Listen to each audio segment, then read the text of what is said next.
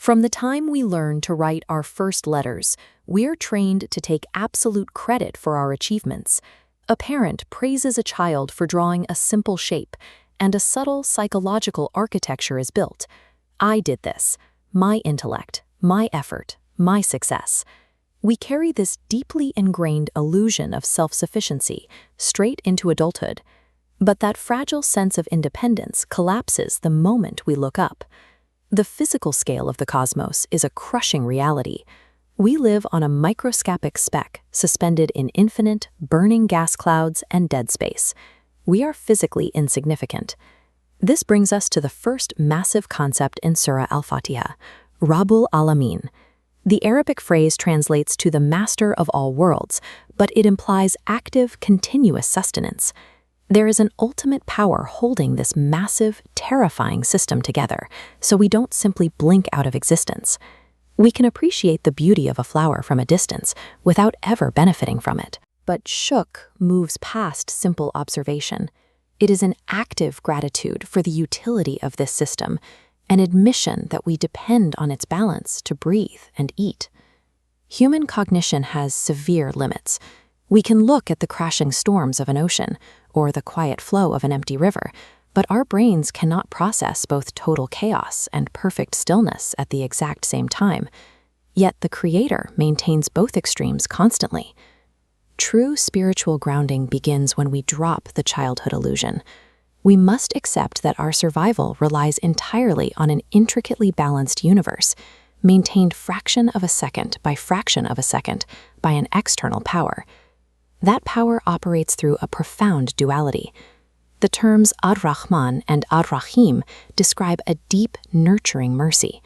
It is a silent force that sustains our daily, unseen biological and earthly needs without us even asking.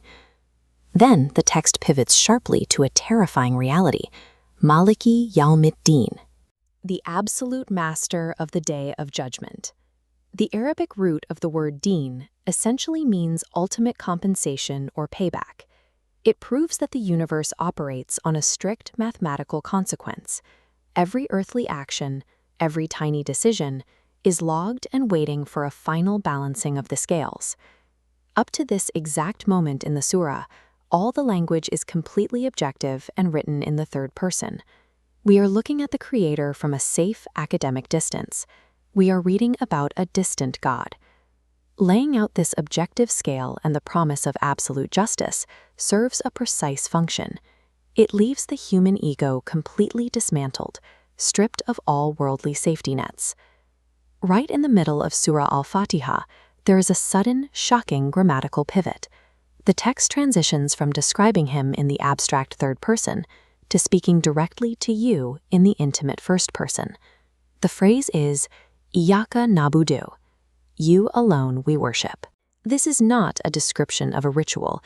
It is the absolute surrender of the human ego.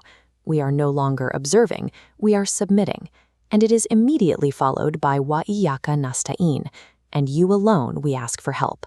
This is the ultimate admission of human helplessness and intellectual poverty. We have nothing left to offer. This acts as a profound humbling clause. By speaking these words, we realize we only reached this moment of clarity because of His initial mercy. We did not arrive at this truth through our own cognitive brilliance. The specific Arabic verbs used here carry a unique weight. They encompass both present and future tenses simultaneously. We worship you now, and we will worship you. This structure binds the present moment to every future action, transforming it into a permanent, living contract.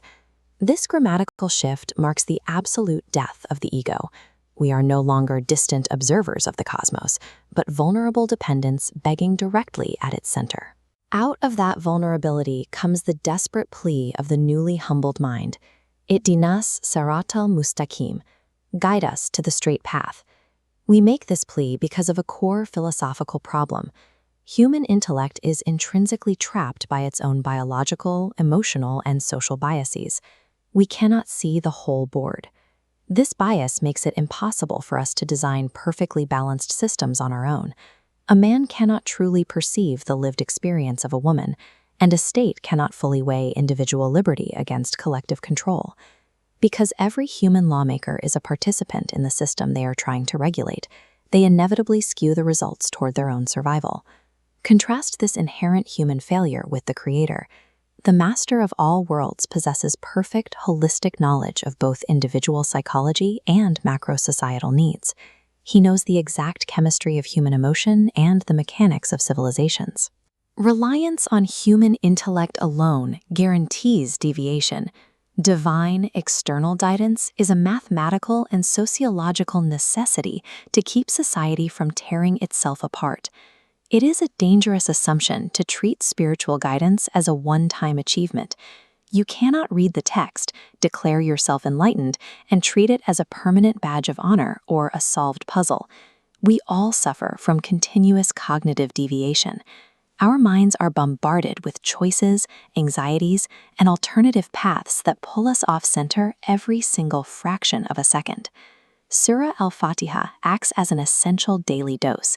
It is the precise formulation required to recalibrate the mind against these relentless, high-intensity psychological attacks of modern existence.